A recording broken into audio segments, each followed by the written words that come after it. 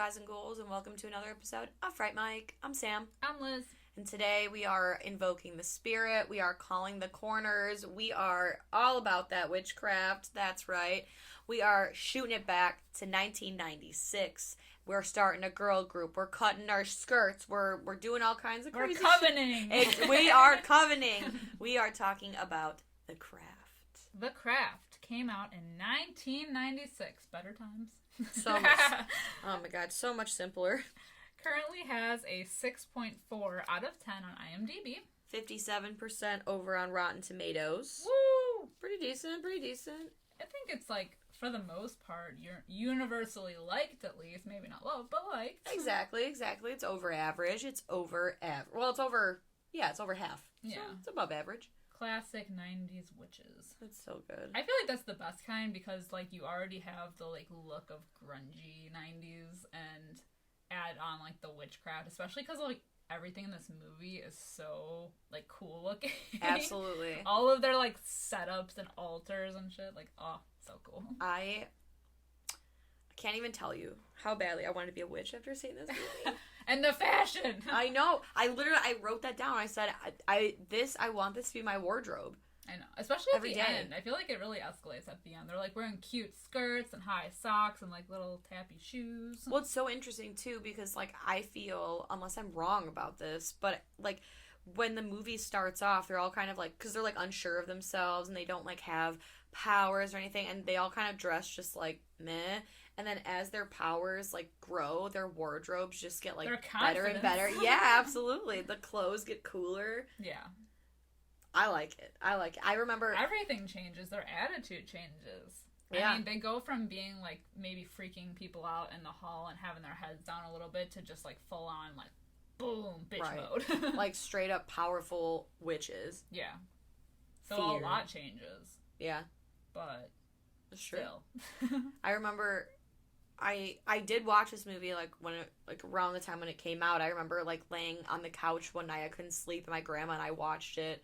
And, you know, just, like, watching it at my mom's house and everything. But I remember I was so into it. I bought this book called Teen Witch by Silver Ravenwolf. I feel like I've mentioned this before, and if not, I have deja vu right now. But it is the most 90s book ever, and I was like, I'm gonna be a witch, and I'm gonna learn all these spells. And my mom's like, well, you have to read the book, you know, like, you have to read the beginning chapters, and it's like, chapter 1, setting up your altar, and I was like, man, fuck this. I don't want to do any of Until this. you see how much all of the stuff costs and you don't have a job yet. Exactly, because you're 8 years old.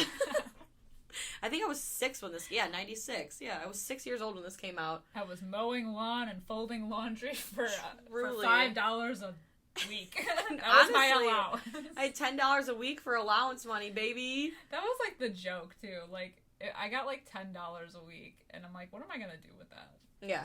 Even at that time, like, can you imagine now? I don't know what, like, people's allowances are now, if you have any. I can't imagine. Everything's expensive. You wouldn't even be able to go to a movie now. Oh, for absolutely $10. not. You could walk down to, like, 7-Eleven and get a Slurpee and a pack of gum. Yeah. Maybe. Yeah. Those taxes. Those taxes, they kill you. Yeah, but I think the first time I watched this movie was actually at my cousin's house. Really? Yeah. I had no idea. She was like, you've never seen The Craft? Oh my god. I mean, it was in the 90s for sure. Like, I don't remember it being any time, like, recently. So. Right. But yeah, no, like, I liked this movie a lot. Like, from the bat, I liked it. Absolutely. I knew nothing about witchcraft at that time, but I thought it was cool. Well, like, especially to be a young, impressionable girl. Right. Seeing these girls basically get everything that they want through magic is just so, like, why would you not want to be that? And I think it was because it was, like, darker magic. Exactly. You know? Exactly. It isn't all, like, fairies and princesses. It's not Harry Potter magic. Right. It's a lot darker.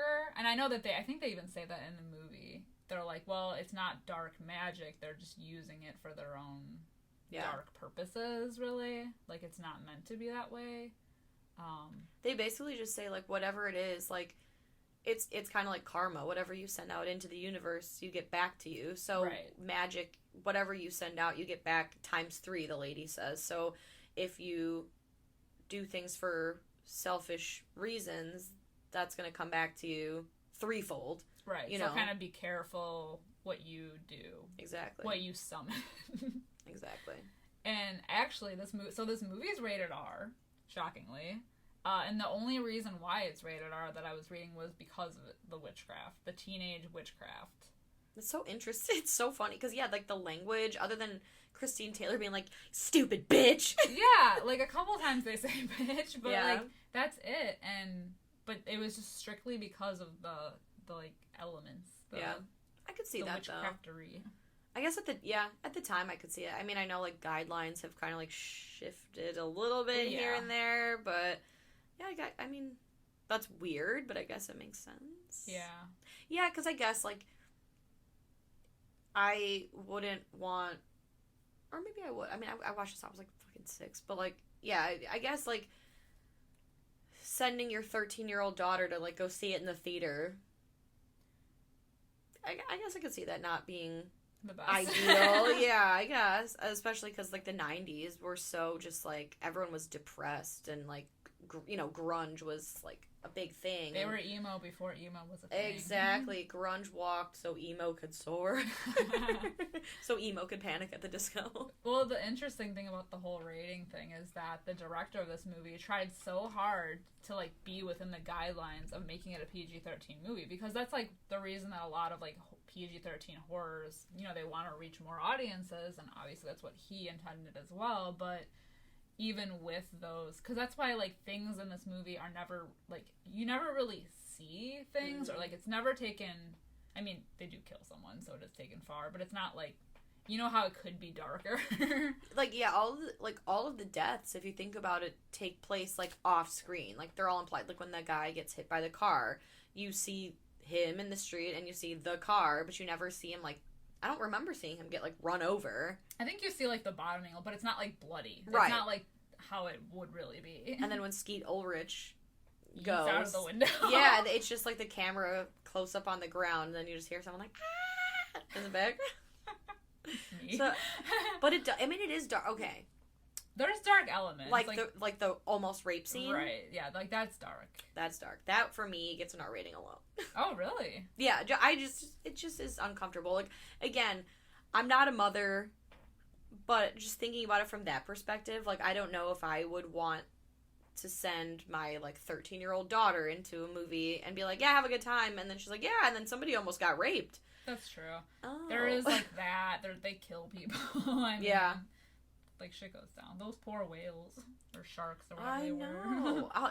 When I was little, I did not realize. I mean, I saw like the hammerhead, but when she is like close up and like Nancy's like touching it, it's the tail, but it kind of looks like it's head, and I was like, is that a narwhal? Like, what the hell is that?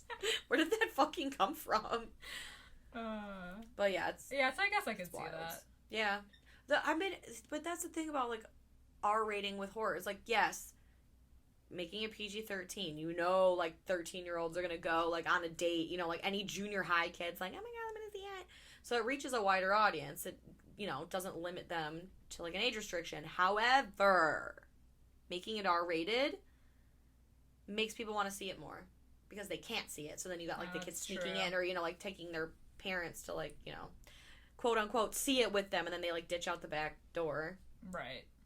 Which I've done so many times, but they try to sneak into the movie. Exactly. So it almost creates that like element of like danger, or right. It's like it's forbidden. So of course I want to see it more. Right. I always wanted to see R-rated movies more than anything that I could just walk into myself. True. Yeah. So I guess give and take there. Yeah, I could see that.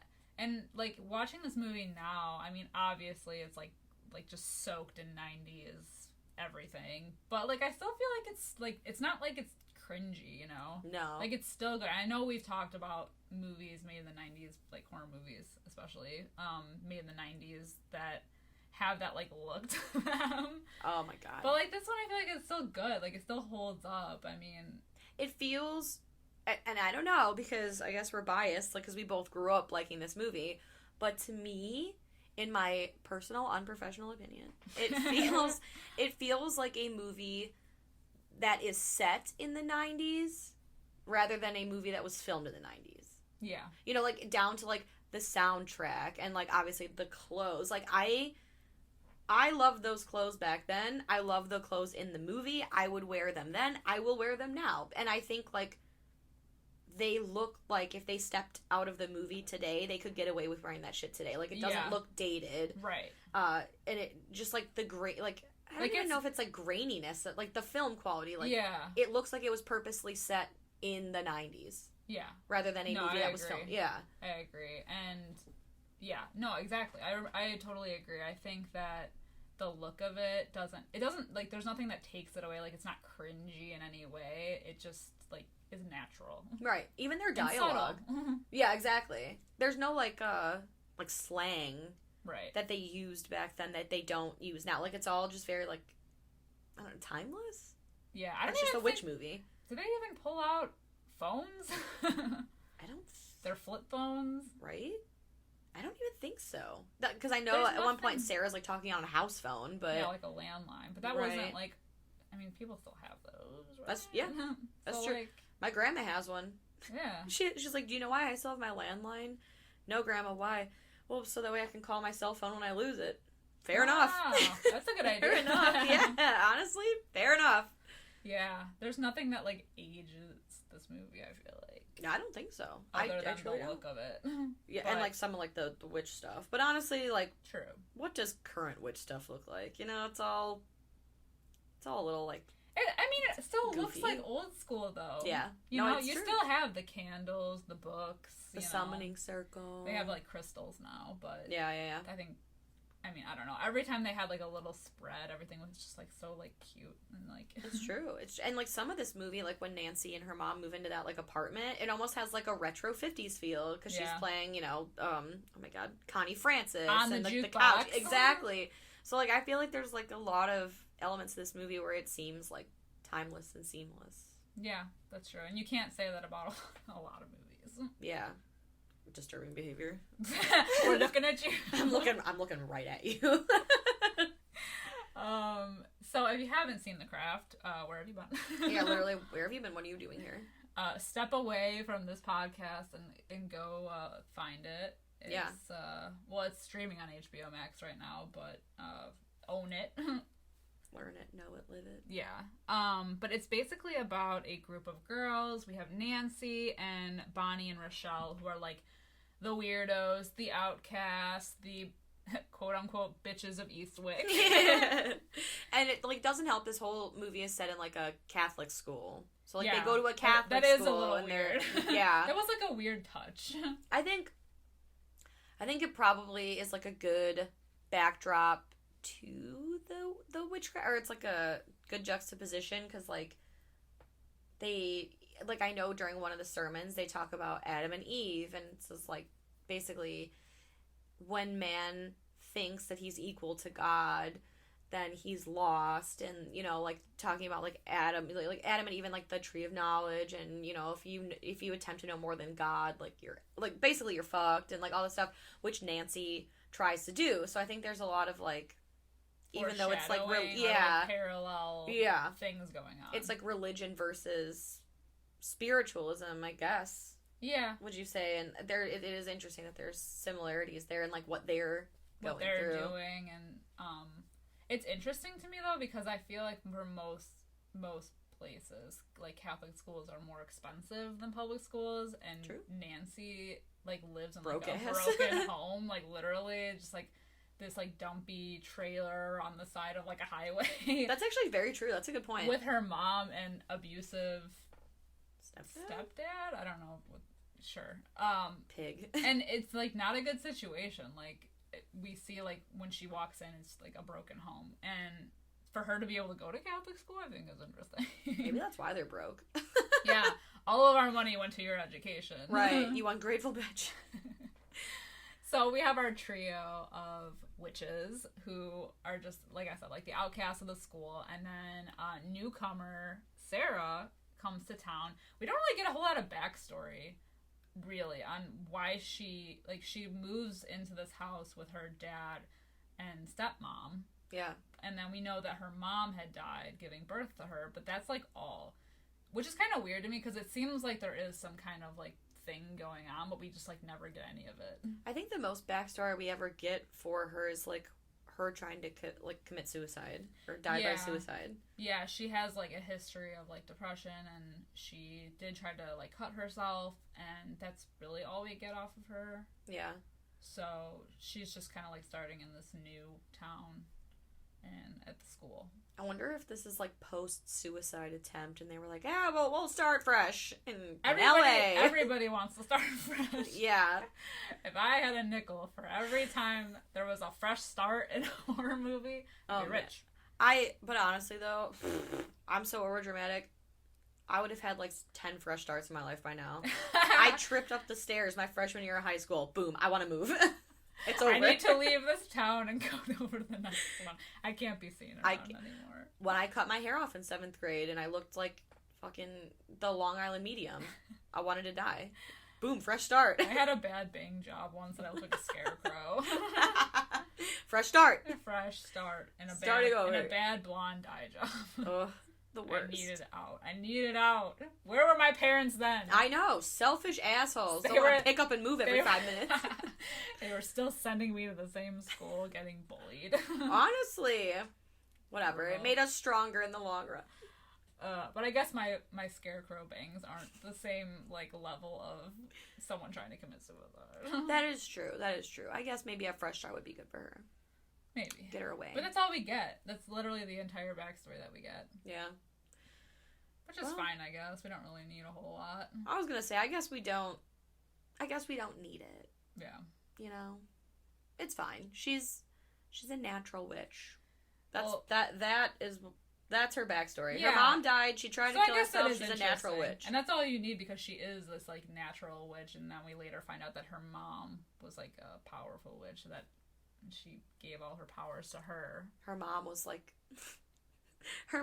the mom in Hereditary. Yeah, really. Passing down her shit. Right. HWIC, head witch in charge. Yeah. But our trio of witches are looking for a fourth. Yes. They're like recruiting. And like they're talking about this in the hallway at school. Which we also see that Nancy has a noose in her locker and no one has said anything. I love that though. It's so subtle. I know. She's just hanging off of it. Yeah. It's interesting though that because you know how like the whole point of the movie is when they do recruit Sarah to be their fourth is like they get all of these powers. Did they not have any powers before she came along, or was it just like minor shit? I always wonder that because the way that we don't see Sarah's backstory is like the way that we don't know how far along they are in their like witch journey, their Wiccan journey. Yeah.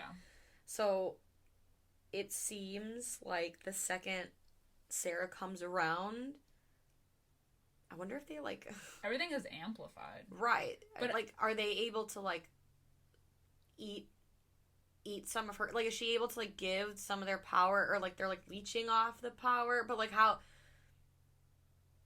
I don't know, you know? It is strange because it's like she kind of knows that she already has abilities, obviously. Like, she does the whole thing with the pencil. So, she talks about how, like, she would want it to, like, rain and then, like, a pipe would burst in her room well, yeah, she did mention that she, like, knows that she has powers, but they're just kind of, like, skewed. And maybe, like, being their fourth kind of makes her powers more, like, the way she wants them to be. Like, she's in more control. Right. In a way. And in, like... They always, so like Nancy, she's the head of the group, you know, she's the bitch, she's got like head mean girl, exact alpha vibes all day, and Sarah, it is kind of portrayed to be like this, like kind of not meek necessarily, but almost like shy, kind of quiet, whatever. And it's interesting that Sarah holds all the power, but pretty much almost the entire movie we're made to believe that Nancy is the one like carrying all this power. She wants all the power of Menal, who's like this made up like god that they're trying to invoke. And it's interesting that I wonder, like, I think Sarah holds a majority of the power the entire time. Well, and I think it's like it goes with the overall theme of like how you use it. So obviously Nancy, because she has all this power now because of what she wished for, she's like losing control of it. That's true. She's lost control. And Sarah hasn't. Like, she knows you know, where to draw the line, and Nancy doesn't. So it's just a matter of what you're doing with it. That's true. Which is interesting. Use and abuse. And then she meets Chris. Skeet Ulrich? Yeah. Our pants just flew off. It's true, we're naked. You're welcome. Yes, 90s crush for both of us. I know. I know we haven't done Scream on the podcast yet. We will one day. It'll just be us barking. And it'll just be us, like... Yeah. Like, just drooling. It'll be great. Probably not for you for listening. So sorry in advance. I think we're gonna have to, like, go in her room, scream into a pillow, and then walk in. You're just gonna hear me dabbing my mouth with the drool coming out of it. We're gonna be so out of control. It's gonna be great. Especially with the little hair. Oh, God. I was just gonna say that. Stop. He's giving me, like, young Johnny Depp vibes. Crybaby vibes. Those two singular dangling hairs. Pregnant. I'm pregnant. They send me through the roof. Yeah. Oh my God. It's already starting. I know, we haven't even talked about it. Yeah, so he's not as attractive in this movie. I'll say that. It's the hair. Yeah, he's like blonde. I don't like it. And like, yeah, I don't know. He still has those like eyes though. They're like sultry, the like dream eyes. Yes. I will unbutton your top with my eyes. Those eyes. And how? He's a dick in this movie. I mean, he's not that great in Scream either, but he's a dick in this movie. He, you know, he has a thing for Sarah. She ain't putting out. He don't like that, so he like makes up this rumor that she was a lousy lay, and now he's like, you know, the worst. Yeah, they like all hate him, and Sarah's upset, which causes them, because like it shows Sarah, she's like trying to like not get in the circle necessarily, but she's, you know, it's like, hey, can I sit with you guys? And they're like, but now like after this whole like Chris thing, and especially like with Bonnie being like, she's our fourth, like let's get her. Yeah, we should also mention that they're separate issues, kind of, because so we mentioned already that Nancy, she comes from like a broken home. Sarah has this history of like depression and like suicidal tendencies, and then for Bonnie, they don't really say why, but she has like burn marks like all over her back. Yeah, all these like nasty scars. Yeah, and so Rochelle, she's getting bullied by Marsha Brady. Yeah. Aren't we all? Raise your hand if you've been personally victimized. Come on, Jan. Right, exactly. Sure, Jan. Yeah, so there's like a lot of like things going already, like off the bat, a lot of issues that they're all like working through, you know, typical high school bullshit. Of course. So when after like this Chris thing happens, Sarah's upset because she did like him, and they like all take this field trip. They go on a bus where we get the iconic line from this movie. Watch out for weirdos. We are the weirdos, mister. Mic drop now. I know that's the iconic line from this movie, but I am so sick of, like, anytime someone brings up The Craft, like, the captions are always like, we are the weirdos, mister. All the merch says that. All of the merch. I kind of like the line, why aren't you dead more? Yes! Why won't you die? Always. There's so many good lines in this movie, but, like, I mean, whatever. That's the takeaway. Okay. But, they, like, do this summoning circle out in, like, the middle of nature because they talk about... The corners. Exactly. They talk about Menal, who's this... like entity, and they basically describe him as nature, essentially. Like, she says if God and the devil were playing football, Menal would be the stadium that they played on. So it's this power of nature, essentially. He's Father Nature. Exactly.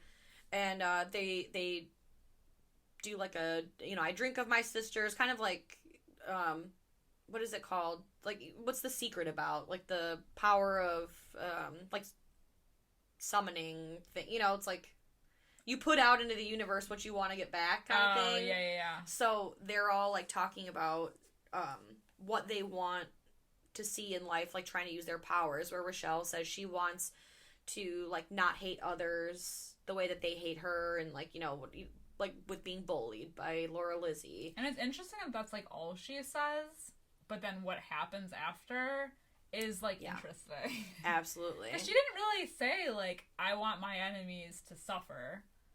and it was boy, taken to that level. But she didn't even have to say that. It's truly wild. And, you know, Bonnie, she says she wants her scars to be taken away. She wants to be beautiful outside as well as in, which is interesting because that backfires. That backfires, and she becomes so, like, ugly outside. Like, beautiful outside with the scars being taken away, but ugly inside. Right. Sarah, she wants Chris to love her. Yeah. You know, which, okay. I mean, I would too, because Skeet Ulrich, but like, after that, like, why would you care? Yeah. If, like, he was a shitty person, why would you want that anyway? Exactly. Like, I think they're doing it because they think it'll be funny. Like, Sarah seems like she's doing it because she wants to get back at him. You know, like, you told everyone I was a lousy lay, and now, like, you won't fucking leave me alone. Yeah. You know, like, pathetic. But then Nancy says she wants all of the power of Minot. Bold. Bam. Wow. Real bold. Even Sarah's like, oh, that's all? But Nancy's like, oh, yeah, fuck, I want it all. I want it all, baby. She don't mess around. Oh, no, she is scary. Her eyes, first of all, she has the most beautiful, like... Fairuza Balk. Yes. I love her. She has the craziest, like, eyes I've ever seen. Yes. Her, like, emotions, or, like, the way she emotes. Oh, my God. She's got crazy eyes. She's great. I know. I love her. Like, I don't think she's been in, like, a lot of movies recently, but she... like, is still a goth. Fuck yeah. She's, like, a hardcore, always been a goth. Like, it was never a phase. Like, she just is. And I love that for her. I love that. I really love that energy. I'm right there with you, man. She never let go of the choker. Or the black lipstick liner, or the lip liner. Oh, my God. Holy shit. Yikes. I mean, I know I was goth back in the day, but goddamn. Wow, that is intense. And also, I guess, the 90s, it was, like, the era of, like, dark brown lip liner and, like... oh, yeah. Pale center. Yeah, or no real butthole lip. vibes. Just, yeah, the butthole lip vibe. Yeah. Oh, my God, just the lip liner and the skinny brows. I can't. I Love can't. It. Love to see it. So, yeah, like, the whole thing pretty much takes effect immediately. Like, Chris does become obsessed with Sarah. Like, it's kind of creepy because, I mean, it's definitely creepy because he just follows her around. He's, like, always looking at her. Like, literally won't stop looking at her. They're, like, in church that one day, and even, like, his friends, like, Breckenmeyer and then the other guy, they're like, what are you, Stepford boy? Because, you know, she's like, oh, can you carry my books? And Bonnie's too. She has a bad back. And do my purse. And, like, oh, sit down. Hey, you need to pay attention. And he literally just, like, is a dog. You know, like, sit, stay, good boy. He's infatuated with her, like, immediately. And it at escalates. First, it's funny. Yeah, it's funny because, but then he, like, starts going to her house, and he's, like, creeping around her window, and it's just weird. Well, it is really sad, too, because this is something that they talk about in Practical Magic, another movie that I know you and I both, like, love and cherish. But I know in Practical Magic, when that lady comes and she's like, I want him to want me so much he can't stand it, and the one aunt says, careful what you wish for. It's kind of like with Chris, because, like, the one conversation, you know, he's like, oh, and I can't stop thinking about you, and blah, blah, blah. And she's like, do you ever wonder why? Like, and he said, why? Like, no. Yeah. I just woke up one day, and all I could think about was you, and I haven't stopped since. And it's like, oh, my God. Holy shit. Like, the level of, like, you fucked this person up. He's a straight-up zombie. It's interesting, too, that she never attempts to, like, reverse it. No, never. And it, you know, like, when things do escalate for everybody else, she mentions, like, things are kind of getting out of control and they need to stop what they're doing, but at no point, you know, because everybody's happy with the outcome of what they wished for, at no point does she ever say, like, hey, guys, like, I know you guys are happy with everything, but I don't like him, like, breathing down my neck, so maybe we could just, like, try, like, a love spell reversal. Wait, I wonder... I think she does try to go to that store. I don't remember that like witch lady. So they keep going back to this like store, this like occult. I don't even want to say like a cult, but like, you know, the store where you like you buy like stuff for spells and like books and like whatever. And she say, I swear to God, she says something to that lady like, hey, how do you undo a love spell? And she's like, well, you can't. Like, you did it. You sent it out, so you got to deal with the consequences of it. But there's got to be something like, oh, well, can I have him focus on anything else? Right, an unlove spell. Yeah, I want him to hate me. Right, yeah, I mean, try it out. I don't know why she didn't. That's a good point. But Bonnie, like, her scars literally, like, peel off. Yeah. Like sunburn. It's like a miracle. Yeah. And so she has this, like, newfound confidence in her outer appearance, but the downfall of that is that she's become this, like, almost, like, narcissistic person when she used to be such a nice person before. So now she's, like, ugly on the inside. Exactly. And then Rochelle. Oh, yee. Jesus, poor Marcia. She gets hers, like, so the people that were bullying her, like Marcia Brady, her hair falls out. Yeah, and it's a like, lot. It's wild, too, because she says, like, when she's putting out, you know, like, her intentions or whatever, and she says, I don't want to hate people, and, like, all the stuff that she says, especially pieces of bleach blonde shit like Laura Lizzie. I feel like that almost implies that she's being bullied by others as well, but she only focuses on her.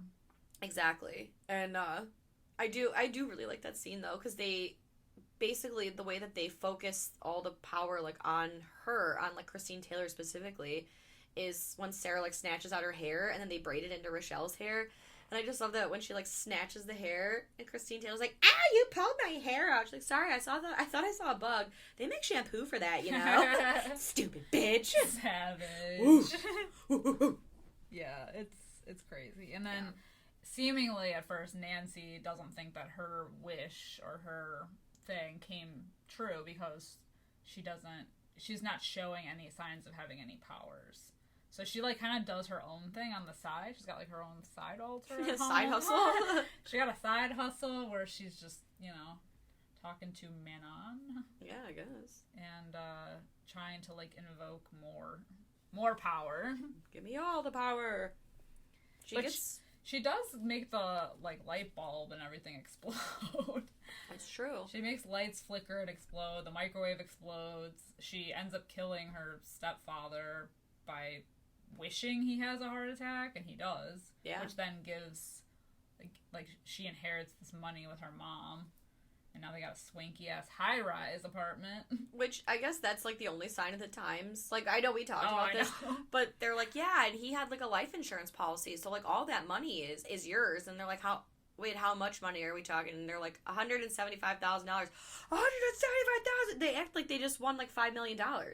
$175,000. I mean, even in the 90s wasn't a lot. Right. Like, it's nothing. If someone wanted to just give me $175,000, I'm not going to sneeze at it. However, it's not a lot of money, right? It's like they literally in the movie they basically show Nancy being like trailer trash, like white trash, like just, you know, poor broke ass shit, to like living in a high rise, and they got like this jukebox and it's real fancy and everything's like so clean. They make it seem like she's like fucking on top of the world. Exactly. And it's like, it's $175,000. I'm sure the furniture alone costs like $40,000. What's your rent? Yeah. You know, like, it's not gonna last. Oh no. What are you doing to keep up this? Yeah, exactly. Keep up appearances. She, like, the mom, you never see her like going to work. Yeah. You can't live off $175,000. It's like these things happen, but they're like, we don't know why. Yeah. Because it's just like the focus of the movie is on this circle. Yeah. But, you know, whatever.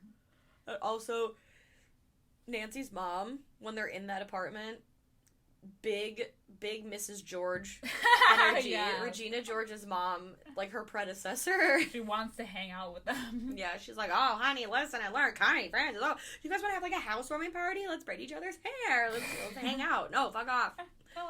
Right, we don't need a fifth. No. Mm-mm. I don't like odd numbers. Yeah.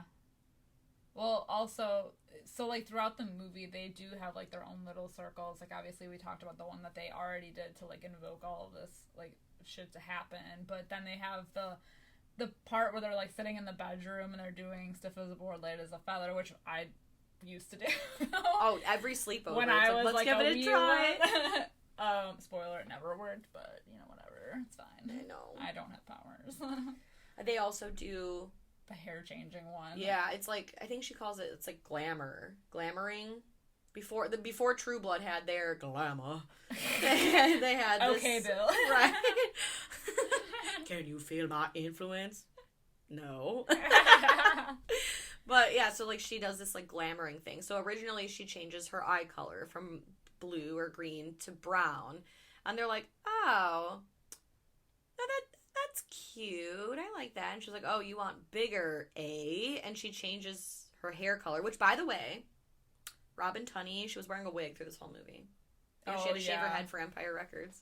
And it looks like a wig. It does. It's the forehead. It doesn't look it's terrible. The forehead for me. Yeah, that's the giveaway. It doesn't look terrible though. Like I was not like, oh yeah, it's a wig. That is a wig, bitch. No, like I like the way they style it because normally it's like half up and like piece. You know, it's like I think it's cute, but yeah, like I remember when I was little, I was like, wow, that's a forehead. Yeah, my God. Wow. Give yourself a smaller forehead. Why don't you glamour that? But yeah, so they're like, oh wow, super impressive, and that comes into play later. True. You know, when Nancy. Well, anyway, we'll get there. One of the last circles that they do together is on the beach, and they bring like a whole horde of animals with them. They each bring. It's like a bird. There's a mouse, I think. There's a goldfish. Sarah brings a lovebird to symbolize like probably her like love for Chris. Nancy brings a snake, which need I say more? Bonnie brings a butterfly, which is typically like a symbol of beauty, and then Rochelle, she brings a clownfish, and she's a diver. So I figure it's like a water. Oh yeah, so I didn't think about that. I feel like they all kind of like resemble what they are. And I was also, when I was like, one of like the many times I've watched this, like back in like my teen years, I always kind of thought that like, oh, the animals also represent like what corner they are, or I'm assuming like the four elements, like earth, wind, air, and fire. Oh yeah, that's true. But I don't think, because like butterflies and birds both can take flight. Oh yeah. You know, I guess the only one would be like the snake would be earth maybe, yeah. and then the fish would be water. Yeah. But yeah, I don't know. But I know like all of the ones that they bring kind of like symbolize what their like intentions were that they put out. And their intentions this time, well, at least Nancy's, are to like invoke the spirit.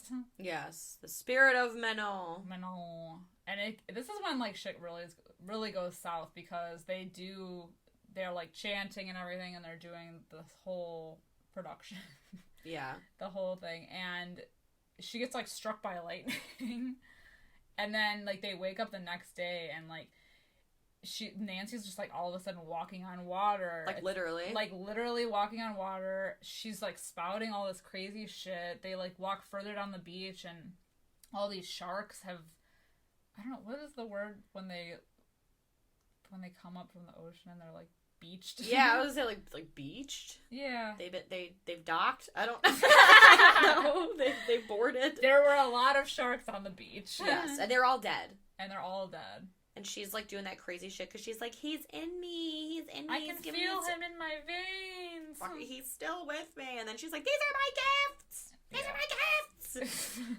Dead animals? I did not see the significance. They're looking at her like she's like whack. Yeah, especially Sarah. Sarah's literally in the corner like, what the fuck? And bitch, what? And at this point is when Sarah's like, okay, enough is enough. Like, shit is going south. They're all acting different now. It's almost like Rochelle and Bonnie, I mean, other than Bonnie being, like, narcissistic, they almost are just, they're acting kind of like Nancy in a way. Yeah. They almost... Like, just, like, straight up bitchy. Exactly. And they almost are, like, her, almost, like, mindless, like, cronies. Yeah. Oh, yeah, definitely. You know? Like, because she's, like, well, and even Nancy says when they're driving, and Sarah's like, you know, I'm just saying, like, I think we've changed. I think we should probably, like, you know, chill out a little bit on the witchcraft. I think we've done enough. You know, she's like, she says what you said earlier, like, with Bonnie, she's like, you know, you used to be nice. Like, now you're just, like, so fucking full of yourself. And, you know, she's like, sorry, I was, like, a monster. And she's like, in Rochelle, like, what the fuck? And, you know, she's like, Nancy's basically like, stop trying to control them, which I always wonder, like, in that moment, because Nancy has this, like, power, and she's more powerful now. Like, can she feel Sarah's power? Because it almost seems like it's a like a duel for control over the other two. Because she's Maybe. like, they don't, stop telling them what to think, or she, oh my God, Sarah tells Nancy to stop telling the other two what to think, and she goes, they don't think. And that's they're both, true. like, laughing in the background, like, just being, like, Tweedledee and Tweedledum. I think that Nancy was always jealous of Sarah and having these abilities, like, especially natural abilities. I feel like there was no point, really, though. I felt like that it was, like, everybody against Nancy. No.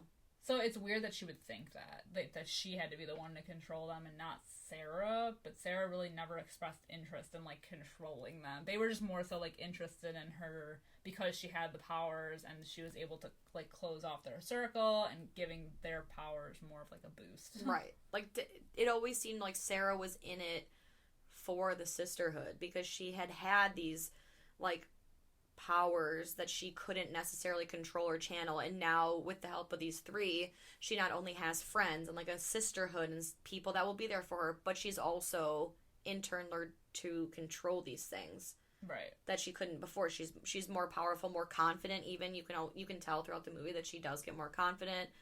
But yeah, it's wild that Nancy, and they even say, like, you're being paranoid. Why would you think that I would ever want to control any of you? Exactly. So I think it's just because of the power, it's making her, like, go crazy. Go ancient! Yeah.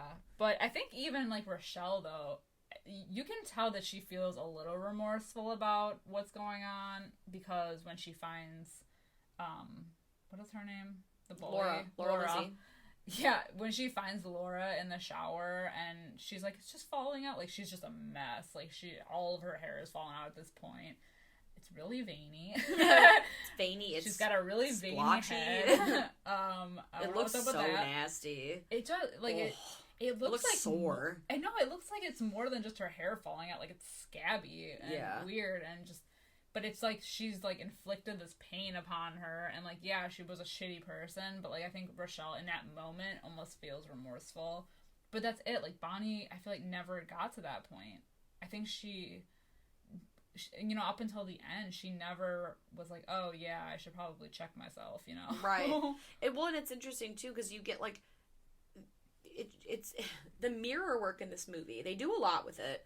But when Bonnie sees her and kind of takes a step back is when you get that shot of her in the mirror, and she looks to herself in the mirror, and her reflection is not looking back. It's not mirrored. It's also looking the other way.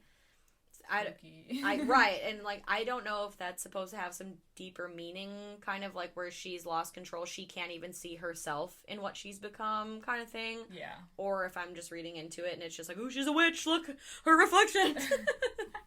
She's a witch. Yeah, I don't know why they do that.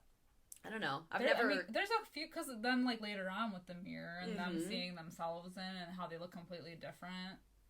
There's a lot of, like, messages. Yeah. And even, like, Sarah coming out of the mirror. Right. And disappearing in like, the mirror. Like, everything is an illusion. We didn't even talk about it, and I think it's, like, because I think that there is, like, another layer to this movie, and I mean, we don't have to, like, go there, but, like, that guy, the homeless guy in the beginning that's, like, kind of, like... snake? Yeah, he's, like... He shows up twice. The first time is when Sarah and her family move into the house and just shows up, and he's like, I gotta talk to you, like... I saw you in my dreams. It's almost like he's, like, warning her of something, because then the next time that she sees him, he's, again, doing the, like, I need to talk to you, I need to tell you something, like, it's important, and she just, like, writes him off as, like, nuts, and then, like, then they all do the thing where they wish that he would get hit by a car, and he does, and he gets killed, but it's, like, he's, like, Crazy Ralph in Friday the 13th, yeah, exactly. Like, you're all doomed, like, is he, like, a premonition or something of what's happening? But he is, like, ultra, like, when he's like, I had a dream about you, and in my dream you were dead. Bro, step back. Don't talk to me like that. That's fucking weird. That always creeped me out. But yeah, I wonder if he's like a harbinger of doom. Or like a messenger. Doom. Yes. Maybe. Yeah, I never quite got what his purpose was. I mean, there has to be a purpose, because he shows up twice, and they make the whole, and I don't know if it was just strictly because of, like, that was when they realized their connection was strong, because they were all able to, like, equally take a part of him getting run over by the car, so... Right. you know, like, is that what it was, or just, you know, whatever. Exactly. Very interesting. And he also is, like, holding that snake, which Sarah talks about when, like, before she moved there, and she had, you know, she would just close her eyes, and all she would see was, like, bugs and snakes and just gross stuff, and it comes back at the end of the movie, because she tells Nancy that before they summon, like, Menal, and Nancy takes it and runs with it at the end of the movie, because when Sarah comes home, her entire house is covered in it, and she keeps closing her eyes, but it's not going away. Yeah, the ending of this movie really goes, like, crazy, because so now, up until this point, Sarah just wants nothing to do with the girls, and she, like, wants out of the circle, and they just, like, treat her like shit. Yeah. They immediately, like, disown her. Like, she's nothing. They have, like, a moment, well, I guess the true, like, disconnect would be the incident with Chris. Right. Right? Because Sarah was already, like, sick of their shit, but she agrees to go on a date with Chris, and he, in turn, tries to, like, get it on with her, and she's like, no, and he continues, and it's, like, an almost rape scene. It's very uncomfortable. She's able to get away, and she runs to them, and, like, it's almost like they're waiting for her. Yeah. But in response to this, there's a party going on where Chris will be at, and Nancy goes, and she uses the glamour thing to turn herself into Sarah when he essentially is like, oh, you're disgusting, I don't want you. So they're fooling around. The actual Sarah shows up, and he's like, oh, you're a witch, it's true. And he basically tells Nancy she's jealous. That sends her into a fit of rage, which causes her to force him out of the window and die. Oof. And Sarah is upset, and I'm upset, and we're all upset. We're all gonna cry. He's gonna cry, and then I'm gonna cry, and then we're all gonna cry. Oh, he won't cry because he's dead. That's true. That's still. True. But that's, like, the last straw, because she's like, okay, like, people have died. Yeah. And, like, she's separated from them. She does a binding spell on Nancy. Like, I bind you, Nancy, from doing harm against other people, and harm against yourself. I feel like that's the iconic line of this role. Yeah. I feel like that's my takeaway. Yeah. But they know. They're all, like, still connected, because she has a nightmare where they're all, like, choking her and hovering over her, and then the next day at school they corner her in the bathroom, and she was like, please don't do any binding spells on me. Like, she knows. Yeah, it's like, it hurts my feelings. And then even Bonnie, it's either Bonnie or Rochelle. Oh my god, wait, I think I called Bonnie Rochelle earlier, or Rochelle Bonnie in the pool scene. Anyway, you know who I'm talking about. But Bonnie or Rochelle, one of them, they're like, hey, have you had any, like, weird dreams lately? Like, bitch, you... Like, they know. They know. They're purposely, like, fucking with her. Yes. And then they disown her, because they're like, okay, well, you don't want out. But then they're, like, threatening in that moment, because they're like, well, if you don't want to be in the circle, you better, like, leave the school and leave the city and leave the planet, because, like, basically we're coming for you. Right. She, like, Nancy even says, you know, back in the old days, if a witch betrayed her coven, they would kill her. Oh. Get what I'm saying? So she gets, like, spooked and goes back to the occult shop and talks to, like, the lady there. And they, like, attempt something. Yeah, I don't know what it is. They, you know, because she brings her to, like, the forbidden back room, and, like, I think they're trying to, like, gauge more of, like, her power and what she can do with it and how she can help the situation, but she gets spooked when she thinks that the whole place is, like, set ablaze. Yeah, like, Nancy is fucking with her even from afar. Yeah, like, she's making her see things that aren't really happening, but, you know, so she ends up leaving. She goes home, and, okay, first of all, this scene, because she, like, leaves, and she's, like, running out, and the lady's like, stop, Sarah, stop. She's, like, running out of the store, and she looks like Cindy from Scary Movie, when she's like, I'm not crazy, ah! Like, her hands are flailing, I don't know, she just looks like a crackhead. Makes me laugh. It's always, like, made me laugh, but she comes home, and she's like, hello, and no one's there, and Nancy calls, and she was like, hey, turn on the news, like, and there's, like, a note seemingly written by her parents, like, hey, we've pieced out, we went back to California, later, loser, and, like, and she gets the call from Nancy. Yeah, and on the TV, you know, she's like, oh my god, it's all over the news, did you see? And there's, like, a plane crash, you know, so Sarah thinks her family has not only left her, but died in a plane crash. It's just crazy the level of illusion that she's able to, like, serve Sarah, basically, because she's able to manipulate the TV to have this news coverage of a plane that went down, and, like, it's not real. It's crazy. But, like, and everything. So things, like, really escalate, because then the girls, the 3 witches, the remaining coven members, come, and, I mean, I feel like at this point, Bonnie and Rochelle are just kind of like robots.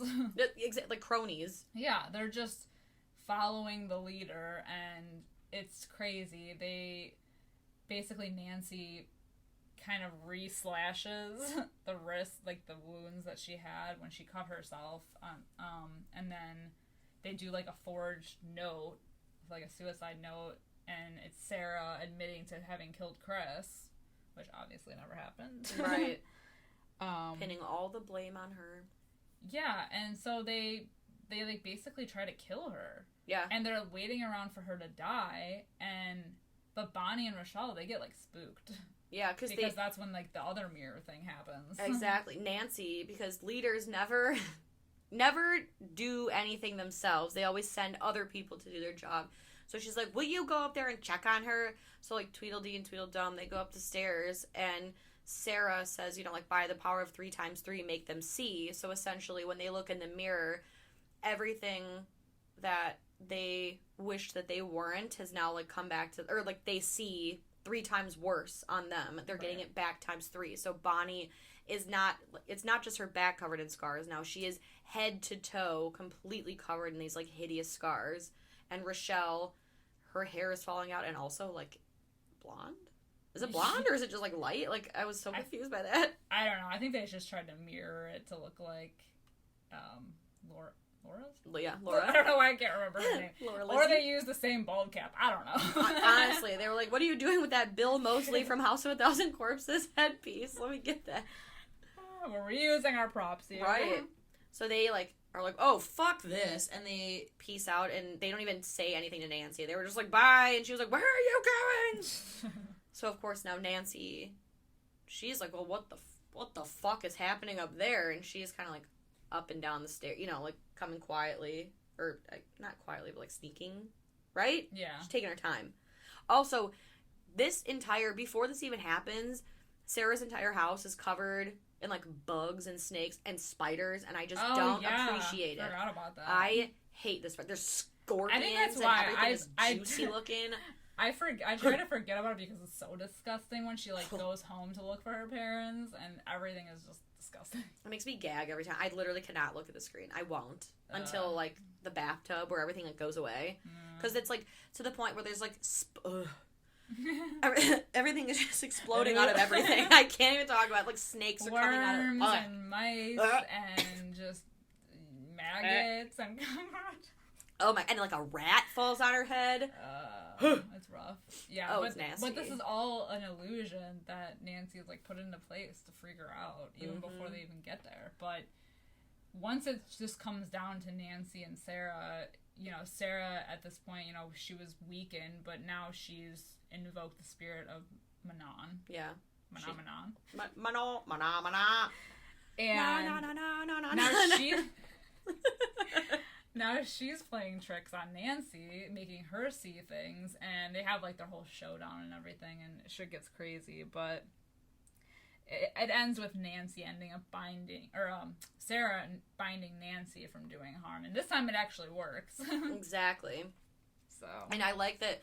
So Sarah, by invoking Manon, basically like saves her, gives her extra powers. And when she's hiding in a mirror, and it's so badass because like it's Nancy's reflection, and then Sarah. Oh, it's Sarah, and she steps out of the mirror, and she's like, "Surprise!" And she was like, "Yeah," because Nancy was like, "I thought you'd be dead. This is awkward." Why are you dead? And she's like, "Yeah, Manon, he came to me, and he wanted me to give you a message. You're in deep shit. I gave you this power. You abused it. She's run amok. You're done for. You'll never work in this town again." So it's a badass like witch fight essentially, with Sarah disappearing into mirrors and piles of clothes. It is so sick. I want to be a witch so bad.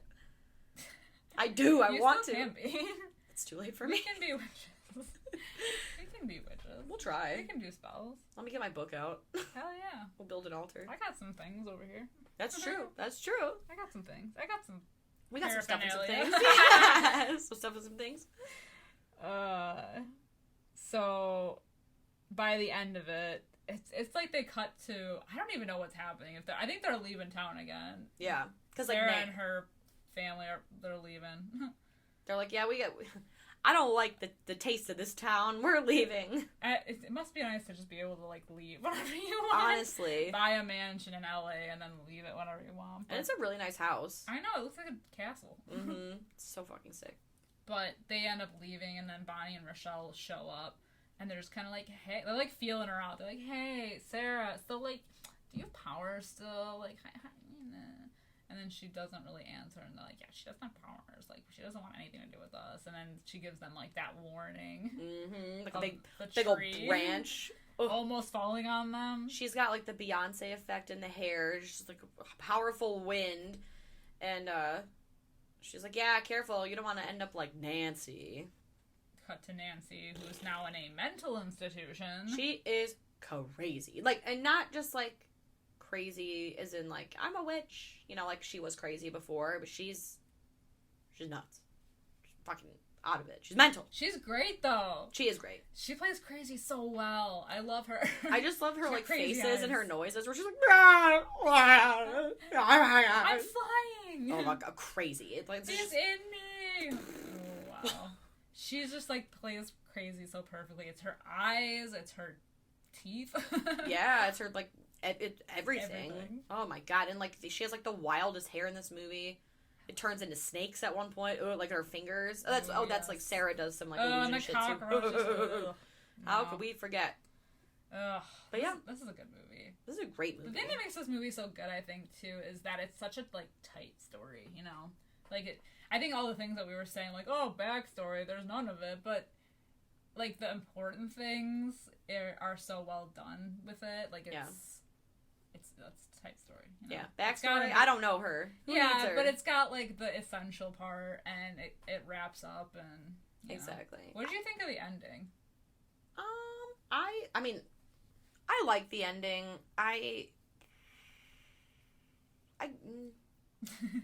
Would I have ended it on Nancy? I don't know. I mean, I guess I don't know how else I would have ended it. Me personally, maybe I'm just not feeling very creative today, but I thought it was good. What did you think? I thought it was okay. I feel like it was a little too much. Okay. In the end, yeah, I don't know what I would have done differently, but I don't know. It just sucks because I know we talked about this when we were talking about Jennifer's Body. How this movie is about like the good and bad of friendships, and this one just goes like way far into like bad territory and never comes back from it. So it would have been maybe a little bit cool to see how maybe like instead of like throwing Nancy into an institution and deeming her like crazy and stuff, like how they could have maybe come back from all this shit. True. Well, it brings up a good point, like with the whole religion thing. You know, Bonnie, and it's interesting too because we were talking about how like did they have powers before or not? So when Bonnie and Rochelle come up and they're like, "Hey, do you have powers? Because we don't have any powers anymore," and it shows Nancy, and Nancy had taken all of the power of men, or wanted all of this power. So she was, in a sense, at one point like a very powerful witch, and now having that stripped from her, it's almost kind of like, well, when you do eat from the tree of knowledge or what, it's like that whole sermon thing when they talk about like, well, if you attempt to know as much as God knows, then you're already lost. You're basically effed. That's true. So having had all of this power and now being stripped from it, what does that do to a person? Right. She's like a husk of a person. But she couldn't even go back to herself being the not as powerful person. Like, I almost wish that something would have happened that would have caused all of them to be like, oh fuck, instead of just like she crazy how now. It is. Yeah, like because it ends with none of them being friends. Yeah. Well, except Bonnie and Rochelle. Yeah, but like it's just so extreme. Yeah.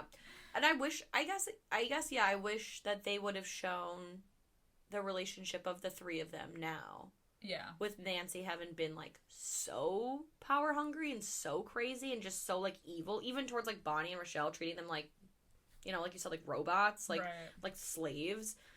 And the whole, like, power dynamic with Sarah now being, like, also an equally badass bitch.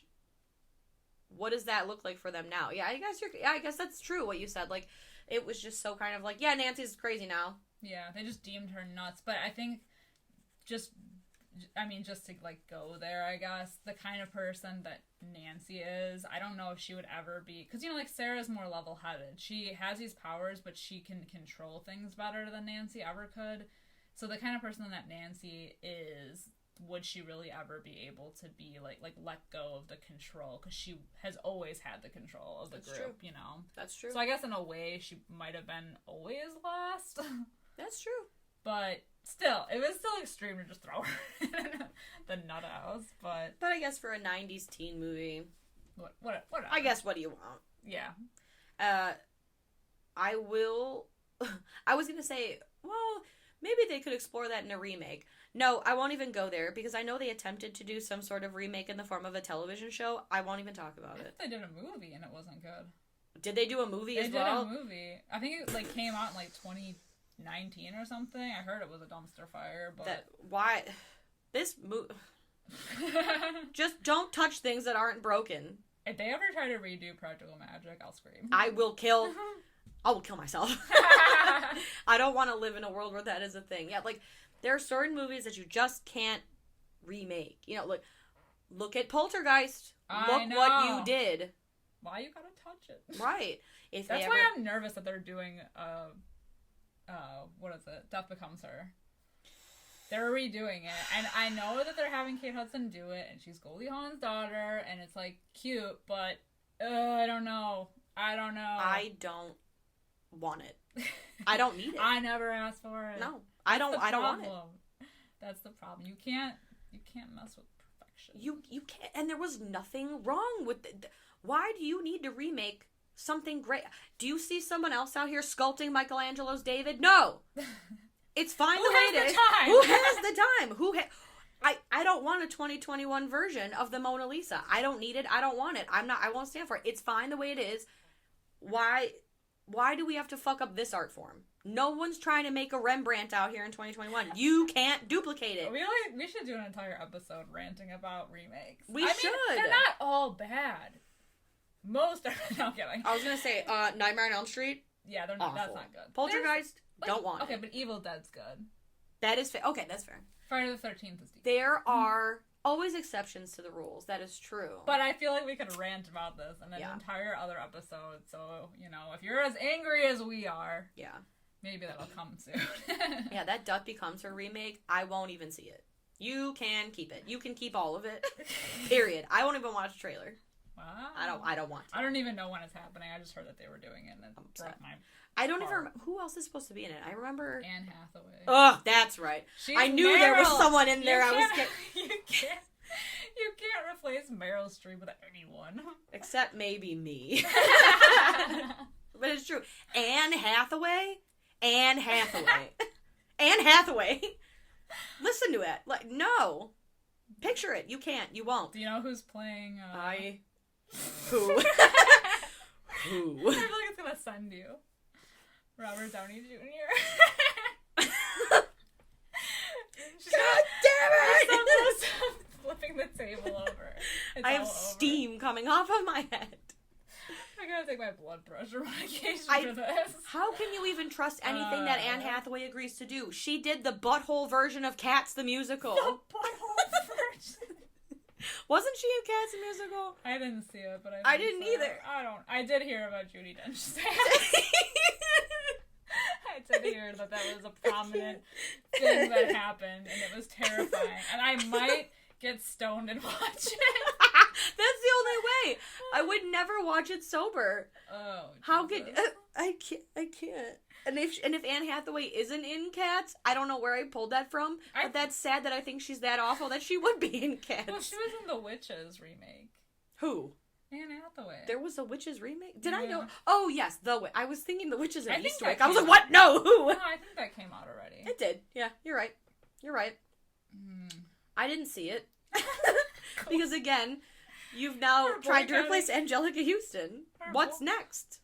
What's next? Meryl Streep is next. Right. Oh, my God. We digress. Sweating. Yeah, I'm sweating with anger. What's your rating? I am giving this... I'm giving this a 5 out of 5. Oh, damn! I don't do that often, but I stand strong in my convictions. And this is not a sleepaway camp 5 out of 5. This one is actually justified. I have no complaints. In the moment. It's fine. True. It's fine. It's our podcast, and I'll do what I want. 5 out of 5 for me. I'm gonna give it a 4.5 out of 5. Solid. Is it the ending? It is the ending. It's the ending. It's the 5 head for me. It's fine. I mean, it's fine the way it is, but I feel like it could have been better. Whatever. Yeah. It's almost perfect to me. It's a good movie. I fucking love this movie. It's true. It's true. You can't fucks with it. I don't know why they tried. Well, they're trying. They have tried and they failed. So let that be a lesson to all of you. Absolutely. Manal is pissed. All right, guys. Well, I guess that's it. We're gonna go have like an entire pitcher of vodka. Exactly. We're gonna have a summoning circle. I'm gonna bind Hollywood from doing harm against these movies that we just love so goddamn much. But we hope that you had fun with us here today. I would love to call the corners with you on other social media platforms like Facebook, like Instagram, like Twitter at Fright Mic Podcast. We are also over there on Patreon if you'd like to, kill Skeet Ulrich over there, right? If you want to hear more of this and Judi Dench's asshole talk, we are over on Patreon. So that, for a small donation, a small fee, you can unlock some spooky extras. We are currently doing current movie reviews over there because we are going back to the theater now.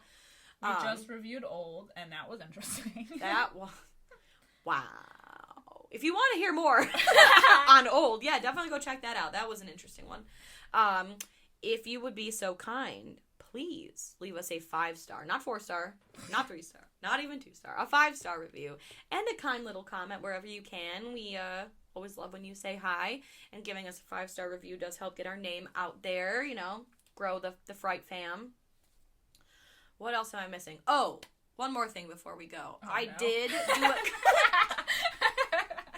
a quick search on the old IMDb, and she was not in the Cats musical, but I swear to God, there's an alternate universe where that exists, and I hate it just as much. I mean, whether or not she was in it, I don't think it was a good movie, but... No, I don't recommend you see that at all, period. We're gonna do a Patreon episode on Cats. The biggest horror movie of them all, yeah. Cats CGI buttholes? I'm in for it. Cats is what they play in the waiting room for hell. Just on loop.